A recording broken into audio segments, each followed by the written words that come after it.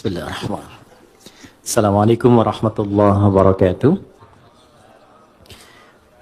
Alhamdulillah wassalatu wassalamu ala Rasulillah wa ala alihi wa sahbihi wa man walah wa ba'd.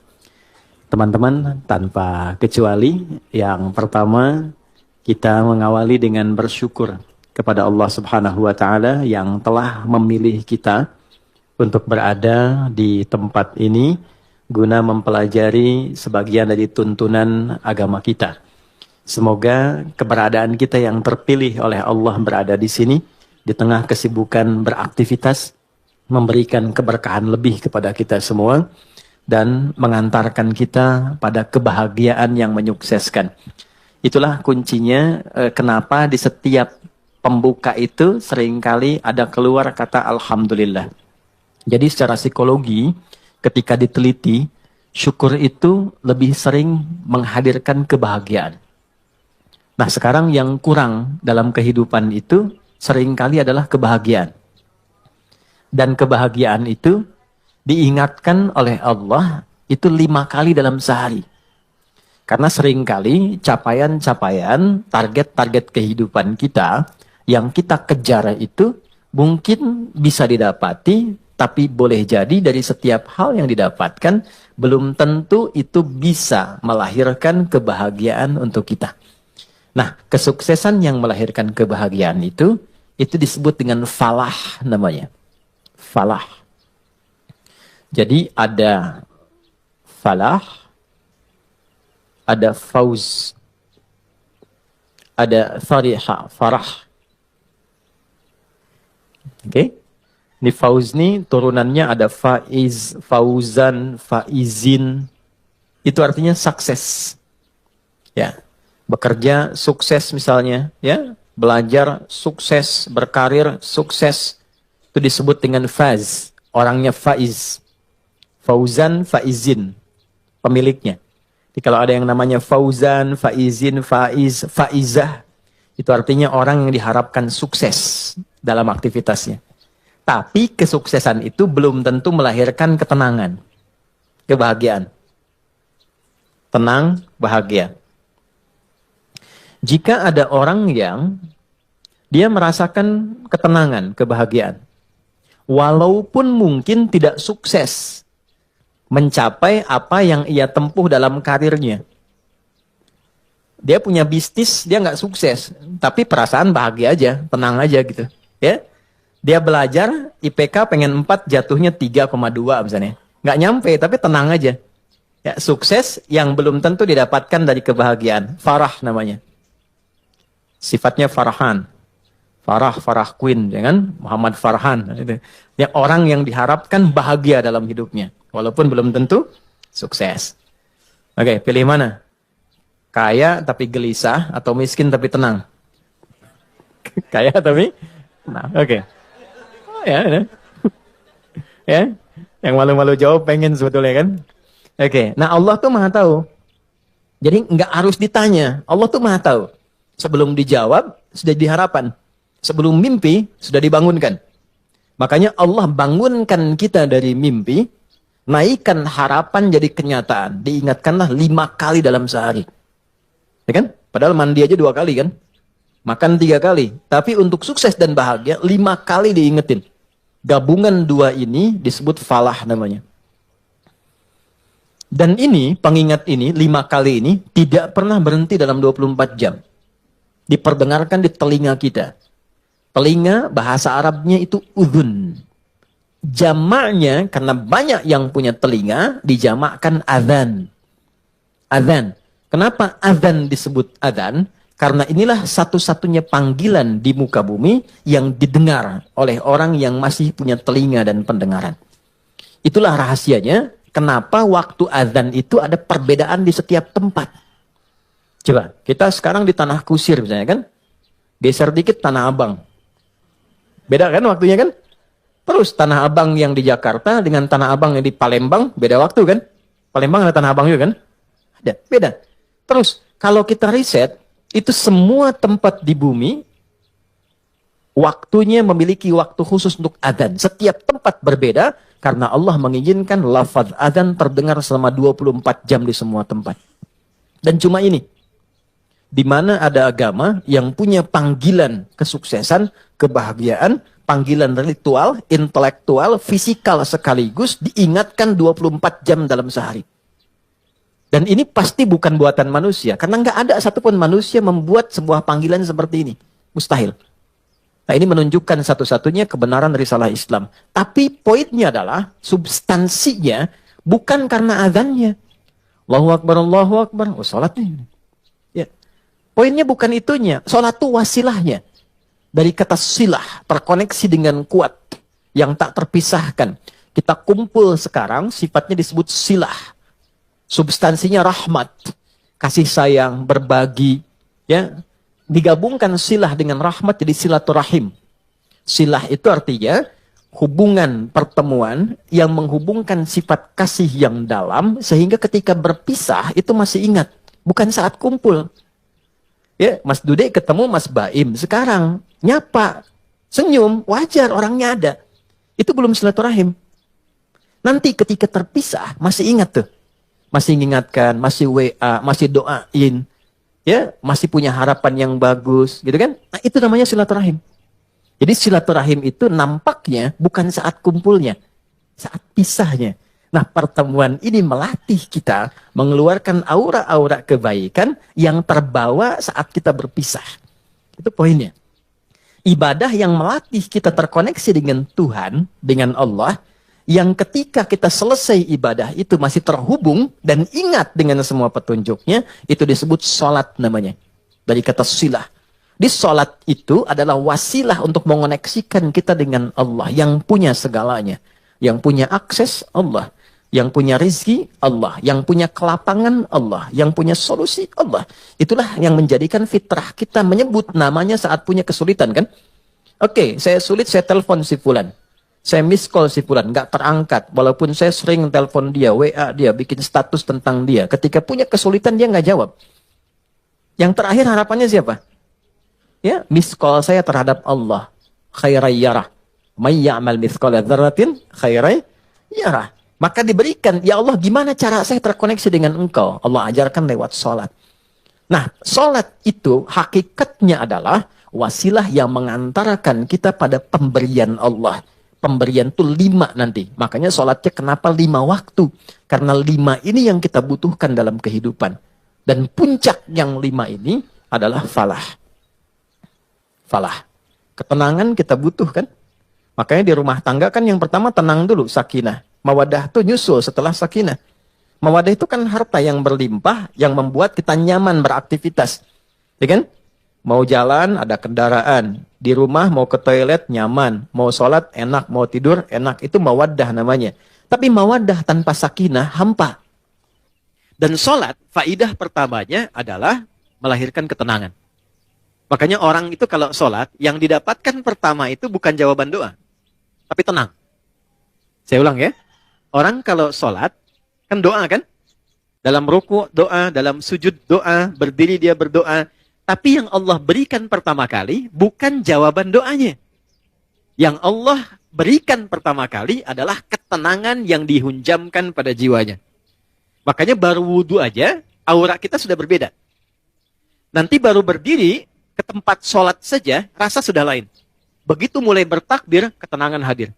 Walaupun kadarnya beda-beda, tapi kita tidak bisa tolak bahwa ada ketenangan berbeda yang kita rasakan gelombangnya saat sholat yang tidak dirasakan di tempat lain. Ya, makanya tempat sholatnya disebut musolla. Musolla itu tempat sholat. Tapi nggak pakai hak di ujungnya ya. Ya, musolla. Gini, musolla. Ini. Ya. Atau tulisnya musolla. Gini. Ya, kalau pakai hak, musolla begini, tempat orang disolatkan. Oh, oke. Anda bikin di sini musolla, tempat disolatkan tuh. Ya. Oke? Musolla, tempat sujudnya, di situ kita sujud, kalau diperluas namanya masjid. Masjid itu tempat sholat, intinya kan begitu kan? Coba, masuk masjid dengan masuk rumah sendiri, masuk masjid dengan masuk ruangan kerja, lain nggak rasanya? Ada ketenangan tersendiri kan? Ya kan? Ada gelombang yang berbeda ya? Ya? Kenapa? Karena di dalamnya ada amalan pokok sholat. Tempatnya juga beda. Masuk tenang, sholat 2 rakaat, duduk, belum ngapa-ngapain. Bisa ngantuk Pak saking tenangnya. Tidur aja kan? Oke, itulah ketenangan yang Allah berikan pertama kali. Ya, kenapa kita sholat? Karena Allah menginginkan kebahagiaan lekat dalam hidup kita. Baru setelahnya 4 yang lain. Ada jawaban dari doa. Kalau benar sholatnya karena kita terkoneksi dengan yang punya segalanya, yang mustahil pun menurut manusia, itu tidak ada batas menurut Allah. Ya, tidak ada batas menurut Allah. Banyak kisah viral dalam Al-Quran tentang permohonan yang dipanjatkan dalam sholat untuk mengabulkan persoalan-persoalan yang rumit menurut manusia. Contoh, Nabi Zakaria, pernah dengar ya? Baik ya? Nabi Zakaria, istrinya namanya Eliasobat. Dalam bahasa Latin disebut Elizabeth. Elizabeth itu nama genealogi ke atasnya Eliasobat, istrinya Nabi Zakaria. Adiknya dari Hannah. Hannah itu istrinya Imran. Imran dengan Hannah menikah, kemudian mengandung Hannah, Maryam. Dalam kandungan Imran meninggal. Nanti Hannah melahirkan Maryam, Maryam nanti Bunda Maria melahirkan Isa alaihissalam. Oke. Maryam punya tempat khusus untuk ibadah. Diberi nama mihrab. Salatnya di situ. Salat di situ. Maka di dalam salat itu tempat menjadi berkah. Secara singkatnya Nabi Zakaria mencoba menunaikan salat di tempat itu. Dalam salatnya minta sama Allah berdoa. Doanya apa? Doa memohon supaya istrinya diberikan oleh Allah karunia, bisa mengandung dan melahirkan keturunan. Maaf, vonisnya pada masa itu dipandang monofos dan mandul, tidak mungkin punya keturunan. Perhatikan, karena dalam sholat konektivitasnya pada Allah yang tidak punya batas dalam pemberian. Anda minta pada manusia, punya keterbatasan. Maaf, pandangannya terbatas, semakin jauh tak terlihat. Pendengarannya terbatas, semakin frekuensinya tinggi atau paling rendah, tidak terdengar. Akalnya pun terbatas. Maka jangan selalu semua hal harus rasional. Karena sepanjang punya sifat kemanusiaan pasti terbatas. Kenapa pendengaran terbatas, pandangan terbatas, akalnya nggak mau terbatas, itu yang salah. Oke, ketika semua terbatas, kita harus minta pada yang tidak punya batas. Tuhan, Allah. Makanya kalau mentok tuh pasti yang disebut Allah kan? Kalau mentok tuh pasti Allah. Kenapa? Karena kita sadar, fitrah kita menuntun, cuma ini yang tidak punya batas. Nah, Allah punya 90 sifat, 99 sifat pemberian. Allah punya 99 sifat pemberian, disebut dengan Asma'ul Husna. Quran surah 17 di ayat 110. 99 ini adalah nama khusus sesuai dengan kebutuhan kita.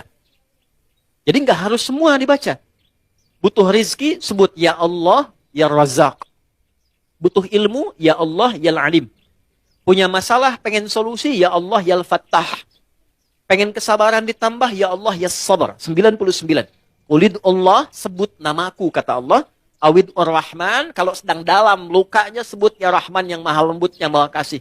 Engkau yang memilih aku jadi hambamu. Engkau yang mengasihiku. Ya Allah, dengan kelembutan dan kasihmu tuntaskan masalahku. Rahman. Ayyamma tad'u, tapi kalau engkau tahu, falahul asma'ul husna. Pilih nama sesuai kebutuhanmu. Maka Nabi Zakaria memilih satu nama Allah sesuai dengan sifat yang dibutuhkan. Wahab, pemberi tanpa batas. Karena orang mengatakan ada batasan, maka dipilih nama ini tanpa batas. Kalau meminta dengan nama, sebut ujungnya hab. Makanya sering kita minta, Rabbana hab lana min azwajina. Karena beliau khusus minta ya untuk dirinya, untuk istrinya, maka beliau katakan, Rabbi habli. Kan? Hunalika da'a Zakaria Rabbah qala Rabbi habli min ladunka dzurriyyatan thayyibah innaka sami'ud du'a. Itu ada di Ali Imran di ayat yang ke-38. Ya Allah, mereka mengatakan dan memvonis aku dan istriku tak mungkin punya keturunan. Maka dalam sholatku ini aku terkoneksi denganmu, aku minta padamu yang tidak punya batas dalam pemberian. Ini. Apa yang terjadi? Innaka sami'ud du'a. Ya Allah, engkau pasti dengar doaku. Perhatikan kalimatnya, dalam sekali. Nanti kalau berdoa, sisipkan rasa ini. Jadi Allah tuh sangat cepat menjawab pada doa-doa yang disifati dengan rasa yang dalam. Ya Allah, engkau pasti mendengar doaku. Kalau pada yang maha mendengar tidak terkabulkan juga, kepada siapa lagi aku mesti memohon? Gitu ya? Oke? Ya Allah, Engkau yang titipkan dia kepadaku. Engkau yang jadikan dia sebagai anakku. Engkau yang jadikan dia sebagai pasanganku. Engkau yang titipkan dia bukan kepada yang lain. Ya Allah, Engkau yang menciptakannya. Engkau yang mengarahkannya. Maka mohon dengan segala keagunganmu, ya Allah, jadikan kami orang-orang yang Engkau ridhai. Rubah kami menjadi lebih baik, lebih lembut, lebih damai, lebih tenang. Kalau dengan permohonan dan air mata aku tumpahkan belum juga terkabul, maka tunjukkan kepadaku saat ini dengan cara apa lagi bisa aku memohon padamu. Itu. Saya sering mengambil rasa itu dalam diri itu. Dan itu cepat, kadang-kadang belum minta sudah diberikan. Ya. Dan di Quran banyak, apa yang terjadi? Fanadatsul malaikah. Kalau doanya benar, turun malaikat langsung menyampaikan. Wa huwa qa'imu yusalli fil mihrab. Sedangkan beliau masih terkoneksi dalam sholatnya. Jadi sholat, selain memberikan ketenangan, itu juga mempercepat terkabulnya doa.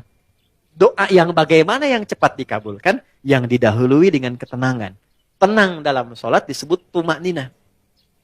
Makanya sholatnya jangan seperti dikejar proyek.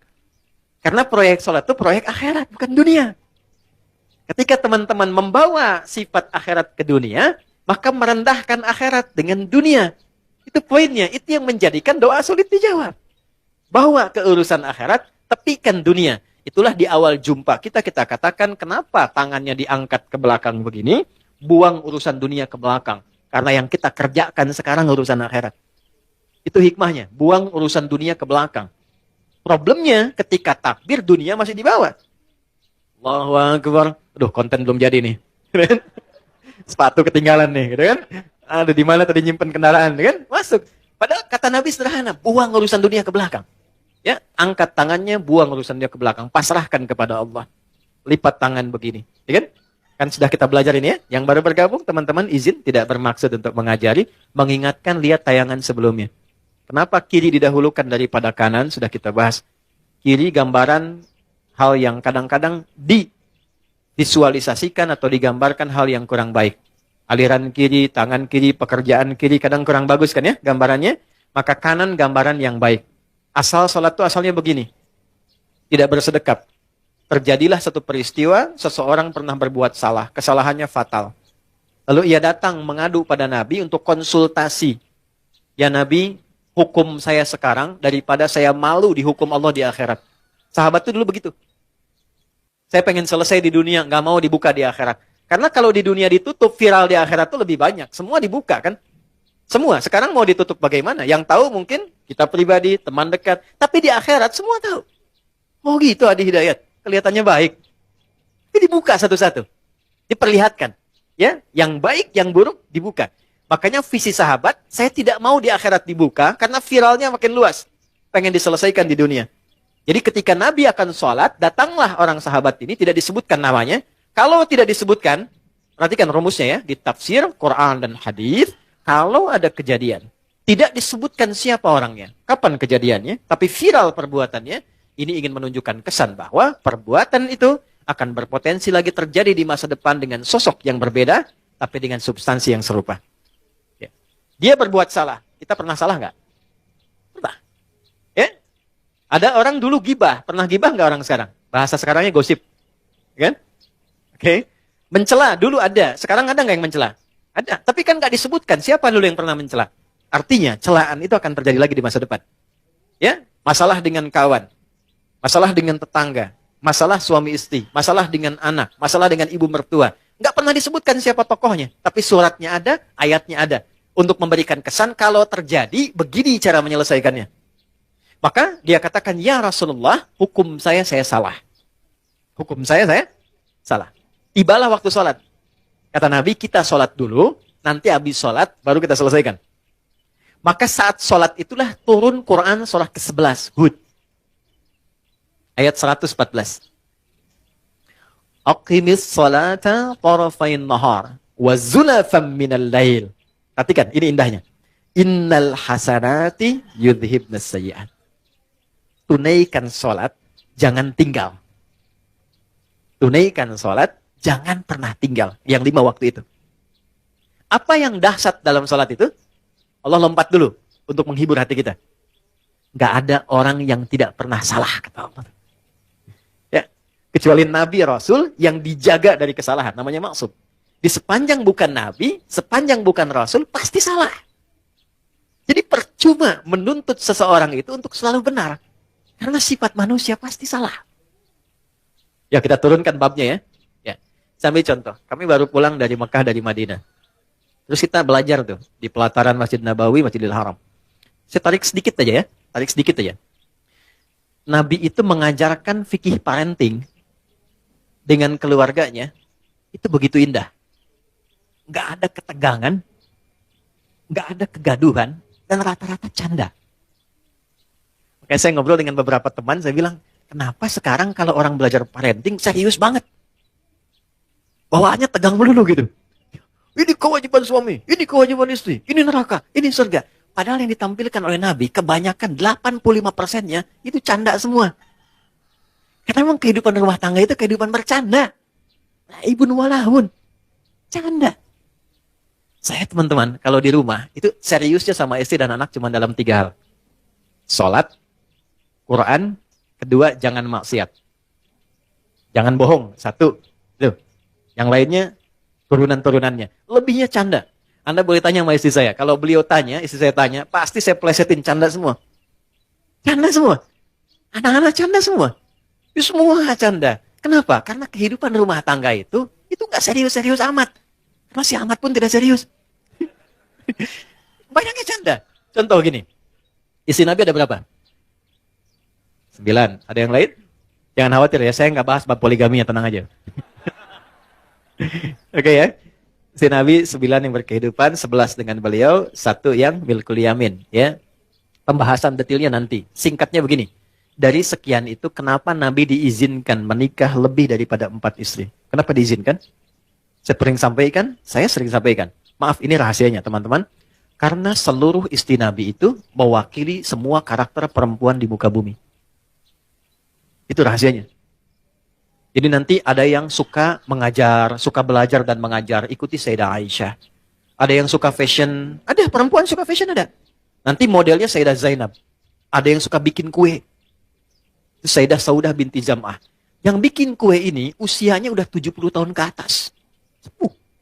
Tapi nggak pernah Nabi masuk ke rumah beliau, ke kamar Sayyidah Saudah itu di samping Sayyidah Aisyah. Jadi kalau ini yang kubah hijau itu di atas ya. Kubah hijau ke bawah kan ada kamar ya. Ini kamar Sayyidah Aisyah, ini kamar Saudah binti Zam'ah. Sayyidah Saudah binti Zam'ah. Ini sudah sepuh. Hobinya bikin makanan. Nabi pulang, sedang bikin adonan tepung. Itu tepung adonannya dicolek oleh Nabi, kemudian dicolekkan di kedingnya dan ketawa bersama. Kalau bahasa kita tuh panggil sayang. Sayang apa kabar? Gede, masih ketawa. Ya, kapan kakek nenek kita tuh panggil sayang pada pasangannya tuh? Anda bisa kebayang nggak? Jadi semua masuk ke rumah itu semua hiburan. Ada istri Nabi yang senang curhat, ada. Kalau ke rumah tuh cerita, kan? Ada hadis di Al-Bukhari panjang banget. Panjangnya itu cuma satu intinya. Suami mendengar curhat istri. Dan nggak pernah dipotong, didengar aja. Karena tahu 8 jam ditinggal, 12 jam ditinggal itu pasti ada sesuatu yang dipendam. Jadi Nabi selesaikan dengan mendengar aja, nggak pernah dipotong, dengerin ya terus. Ya, istri kan prinsipnya cuma satu, ya, nggak pernah menginginkan suami merasa benar. Nggak pernah berharap begitu. Cuman tolong pahami, merasa bersalahlah sekali gitu ya. Gitu ya. Nggak apa-apa, dengerin. Itu ada hadis di Al-Bukhari panjang, dengarkan. Jadi ternyata begitu keluar cerita itu, itulah sakinah. Tenang gitu. Nah, itu fikih sederhana dan dalam dengar itu canda. Kadang dialog, kadang canda. Makanya kehidupannya itu yang harmoni yang kita dapatkan. Gak terlalu serius. Nah, itu yang saya maksudkan. Hal-hal yang kita bisa tampilkan dalam Al-Quran. Dan kuncinya di mana? Salat. Makanya semua kisah viral dari istri Nabi itu selalu menyoroti salatnya Nabi. Itu poinnya. Di salat tuh bikin tenang. Salat bikin bahagia. Salat bikin terkabulnya doa. Gitu. Bukan cuma es krim. Ustaz punya hadiah nanti. Boleh. Gini Ustaz punya hadiah. Oh, ada. Nih. Bulan nanti sama matahari sekalian. Ya. Ganti ya. Iya. Nanti sama Tante Bulan bilang sama Om Matahari sekalian. Gimana? Alhamdulillah. Alhamdulillah. Anak gak jauh dari bapak ya.